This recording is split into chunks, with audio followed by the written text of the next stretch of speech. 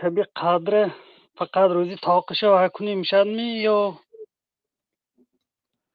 له در روز حرکت آخر هم کردن میشه و کنی ما میشه. همشه برای آنکه بعضی حدیث ها هست که فی تاسعت تبقا فی سابعت تبقا اومدگی هست، یعنی 9 روز ماند، 7 روز ماند.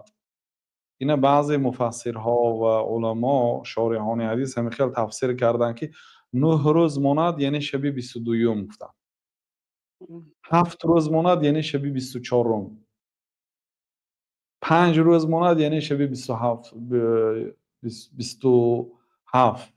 همین خیلی تفسیر کرد، شبای جفت تفسیر کردن.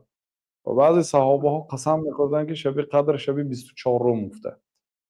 یعنی این دلالت میکند که شب طاق، یعنی که حدیث ها به همدیگر معارضه دارد، یعنی شب طاق هم آمدگی است، شب جفت هم آمدگی است. برای همین بهترش قول صحیح 10 شب، در بین همین 10 شب شب قدر پنهان است.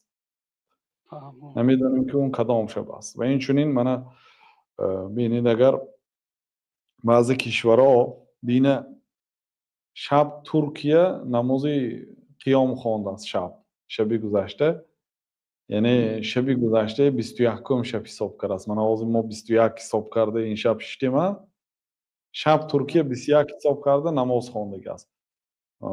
و ها علاقه این شب 22 حساب میکنه، یا کره این شب 20 حساب میکند کره این شب.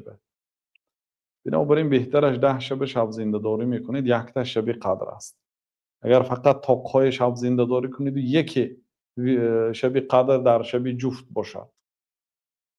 بله، برای همین حدیث های این خیلی هم آمدگی است که 7 شب ماند، 9 شب ماند، 3 شب ماند. اونا مفسرها گفتن که اینو جفت در نظر داشته شده است. بنابراین بهترینش 10 شب زنده داری میکنید، یک تا شب قدر است.